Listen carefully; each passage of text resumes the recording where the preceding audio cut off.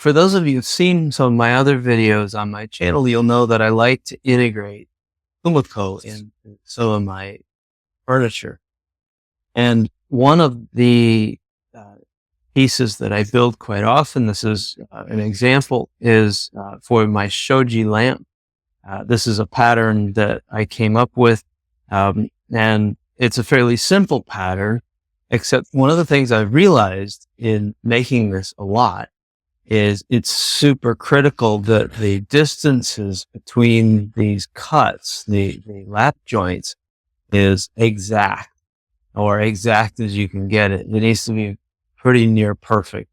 The reason is that if I've only got two of these joints to put together, for instance, a square, the outside of this, that'll go together pretty easily. It's only one joint per corner. But the more joints you have, the difficulty putting it together grows exponentially. And especially if the pieces just fit together, in other words, your saw curve and the thickness of this are equal, then they might go together 1-to-1, and that fits pretty good. That's a good fit. But then the more joints I have in here, the worse it's going to get. And the result is that this last piece that you see here has 6 joints. And then eventually I have to use a hammer to seat that fully. And what will happen is this: you'll get some breaking. So you can see this piece is broken off here as I hammer it home. And that's not good. So besides making sure that you've got the right thickness, which I'll talk about in another video, the other thing that I figured out I have to work on is getting these distances between the cuts exact. It has to be really spot on.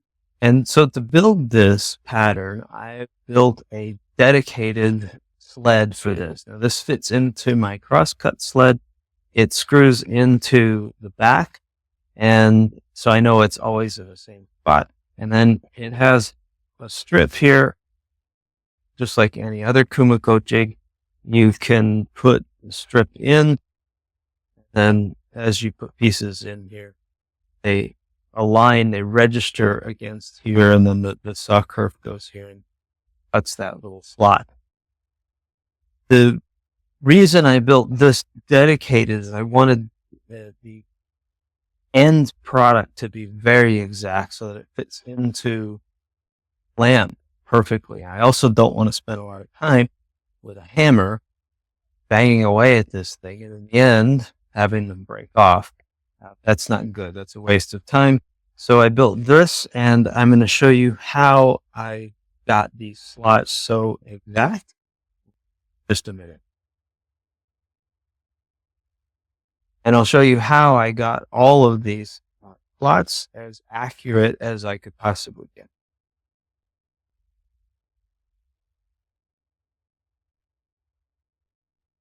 So this is my method of making sure that the distances between the saw curve, let's call this the saw curve, and the next, let's say I need to have slot at 60 millimeters. So I think this one is roughly 60 millimeters. First, I get so there's the saw curve.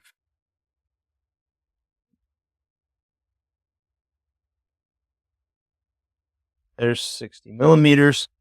I keep the knife there. Don't move the knife. Slide over to the knife and now mark. Put a couple of deep marks in there to make sure that I don't lose it. And then sometimes try to go back over that with a pencil. Next, we've got to carry that line over the edge because we'll need that to align with the saw blade. So find the mark first. Find the mark first. Head over to it.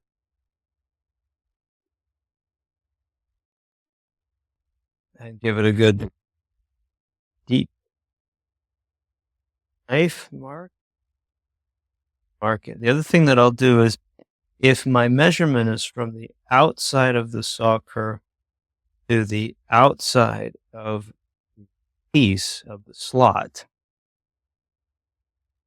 this, then what I will do is put a little mark here, show which side of the line cutting. And I just sure that I've got right. The other is 60 millimeters, and that I can use later than when using the jig.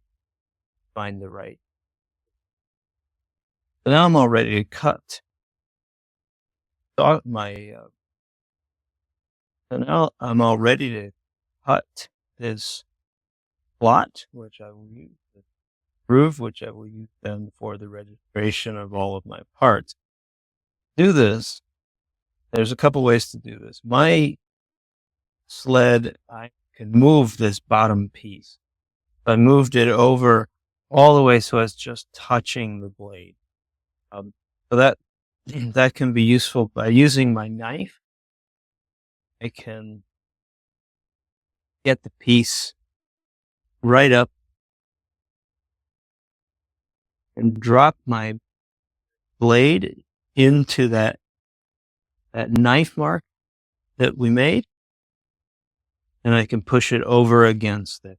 The other way to do it is to hold your knife against the saw blade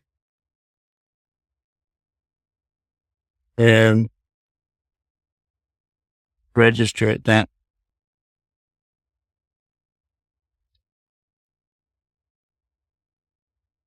And here we go.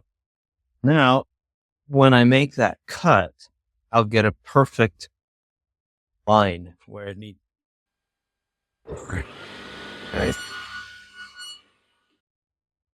Got a perfect 60 millimeters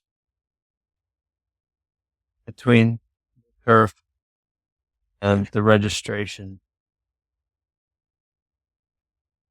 After I've got all of the registrations cut, at the very end, before I cut the saw, before I put the saw blade completely through piece, first attach the fence. Just ensures that this isn't going to move. I put a couple of screws on, at least 2 screws on either side of the saw curve. Then I attach it to my sled and raise the blade and put it all the way through